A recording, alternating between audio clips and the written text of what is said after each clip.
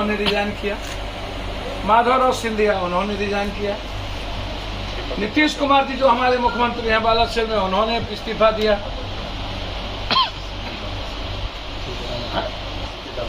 सीखे जाफर शरीफ साहब रिजाइन किए।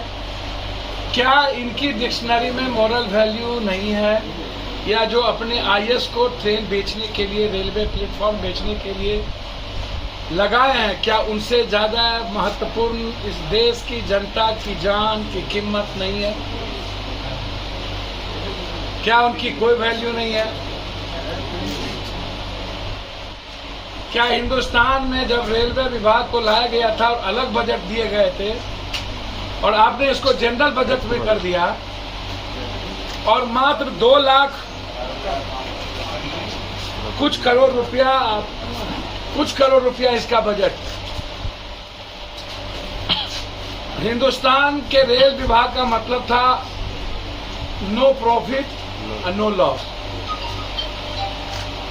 गरीब आम आदमी, मिडिल क्लास महिलाएं और बेरोजगार मजदूरों के लिए एक सुरक्षित ट्रेन, साफ सुथरा ट्रेन और आम आदमी को पर बोझ कम पड़े और एक लंबा सफर कर सके। 9 सालों के अंदर इन्होंने 3 गुने पैसे बढ़ा दिए। कोरोना के बाद इन्होंने हर स्टेट में रेल कम कर दिया, बजट कम कर दिया और रेलवे की सुरक्षा पर से ध्यान हटा के प्लेटफॉर्म के टिकट 100 रुपया, 80 रुपया, 200 रुपया करना और फिर से एयरपोर्ट की तरह अदानी को रेलवे को भेज देना, पूंजीपतियों के हाथ में रेलवे को भेज देना। और अभी तक पहली बार हिंदुस्तान में ऐसा हुआ कि इतने बड़े 500, 250, 280 नहीं है, 500 से ऊपर लाश हैं। इतने बड़े मौत के बाद नरेंद्र मोदी जी वहां गए तो वहां जय जयकारा करा दी। चारों तरफ लाश था और वहां ये मोदी मोदी करा रहे थे, मात्र अपने आरएसएस और बीजेपी के वर्कर। हिंदुस्तान के इतिहास में यह पहला घटना है जो इतने बड़े आत्मबुद्धि नेता, एक तरफ डरपोक भी दुनिया के सबसे ज्यादा, दुनिया का पहला पीएम होगा, वर्ल्ड का राष्ट्रपति होगा जो अपनी सुरक्षा की भीख मांगता है। क्यों पर रात में नहीं है, आप उठा के देख लीजिए। इन्होंने आरएसएस बीजेपी का गुणगान गाया है भर रात। मेरा सवाल है देश के प्रधानमंत्री से, सुरक्षा कवच सिर्फ वीआईपी के लिए क्यों? एक ही ट्रेन पर सारा बजट का पैसा खर्चा 8 करोड़ रुपया, 16 डिब्बा बोले थे, मात्र 8 डिब्बा क्यों? और आपको हर चीज में झंडी दिखाने की जरूरत क्यों पड़ती है? कितना को बेचिएगा? क्या हमारी पार्टी किसी भी कीमत पर देश के रेलवे मंत्री से अविलंब इस्तीफा चाहती है? यदि वो नहीं दे रहा है, इसके लिए हमारा आंदोलन जारी होगा। दूसरी चीज, ये नरेंद्र मोदी जी की सरकार, इससे साफ जाहिर होती है गरीब किसान, महिला और युवाओं की सरकार नहीं है। जिस ट्रेन का निजीकरण कर दिया जाए, जिस ट्रेन का वीआईपीकरण कर दिया जाए, जिस ट्रेन का कूपन के सहारे चलने वाला और जनता के पैसे से चलने वालों के लिए कर दिया जाए, वह गरीब विरोधी सरकार है और उनके लिए गरीबों की जिंदगी उनके नजरों में कुछ नहीं है। दूसरा, 8 जून को महिला पहलवान के सवाल पर महाधरना की होगी पटना में। जिस तरीके से निर्लजता का हद कर दिया बीजेपी और आरएसएस की सरकार,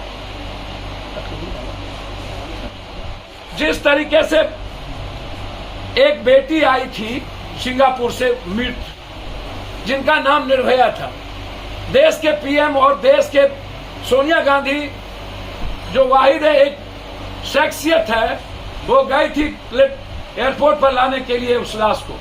पूरा देश रो रहा था। क्या इस हिंदुस्तान को आप गोल्ड मेडलिस्ट नहीं रहने देना चाहते हैं? क्या आप इस हिंदुस्तान को रेपिस्ट इंडिया बना देना चाहते हैं? क्या इस देश में जिस तरीके से पूरी बीजेपी शोषण करने वाला, मैं जानना चाहता हूं जो चीज कल टेलीग्राफ में पूरा डिटेल में हिंदुस्तान में दिया गया है, क्या ये बेशर्मी नहीं है?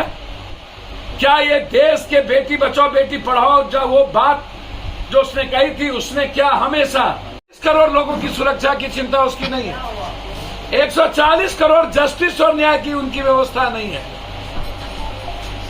पंजाब में किसानों से वो डर गए, एसपी जी रहते हुए कहते हैं भगवान बचा लिया।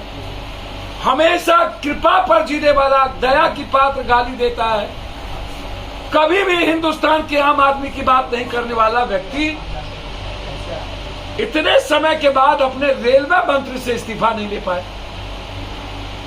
दूसरी तरफ रेलवे जो ये वंदे मातरम हिंदुस्तान का पहला पीएम होगा, जबकि राजधानी शताब्दी जैसी न जाने कितनी राजा महाराजाओं की कैसी कैसी ट्रेनें राजस्थान से दिल्ली वर्ल्ड हेरिटेज ट्रेन को चलाया, कभी भी हिंदुस्तान का कोई पीएम झंडी नहीं दिखाया। इन्होंने 1000 वंदे मातरम चलाने की बात की, अभी तक मात्र 16 वंदे मातरम 18 चला, 18 में 15 में इन्होंने झंडी दिखाई। इन्होंने कहा था 16 डिब्बा होंगे, मात्र 8 डिब्बा है, एक डिब्बा का 8 करोड़ रुपया लागत। अब आप सोचिए कि 1000 ट्रेन बनाने में कितने पैसे, एक डिब्बा का 8 करोड़। मतलब रेल मंत्री जी, क्या आप बताएंगे कि 2 लाख करोड़ रुपया टोटल वंदे मातरम में, और सुरक्षा कवच उस ट्रेन पर लगेगी जो उस ट्रेन पर सुरक्षा कवच को दिखाया जाएगा जो ट्रेन में सिर्फ पप्पू यादव कूपन वाले और टैक्स के पैसे से तनख्वाह और करोड़ों रुपया लूटने वाले लोग चढ़ेंगे। एक भी मिडिल क्लास, गरीब महिला, आदिवासी, दलित, पिछड़ा, अत्यंत पिछड़ा, देश का गरीब माइनॉरिटी, गरीब ब्राह्मण, गरीब राजपूत, एक भी आदमी जिसके पास इकोनॉमी 6000 से ऊपर नहीं है, 8000 से ऊपर नहीं है, क्या वो व्यक्ति इस ट्रेन में सफर करेगा? क्या वीआईपी के लिए सुरक्षा कवच होगी और आम आदमी आम ट्रेन के लिए सुरक्षा कवच क्यों नहीं होगी? और जो घोषणा इन्होंने किया था कि ट्रेन एक्सीडेंट कभी नहीं करेगा, सुरक्षा कवच है, क्या हिंदुस्तान में हिंदुस्तान का सबसे दूसरा बड़ी घटना जिसको ये छिपा रहे हैं, इन्होंने कहा बख्शेंगे नहीं, अपनों को रखेंगे, ठेकेदार को बचाएंगे, मंत्रालय बचेंगे, खुद सफेद कॉलर बचाएंगे। और ट्वीट क्या करते हैं भर रात,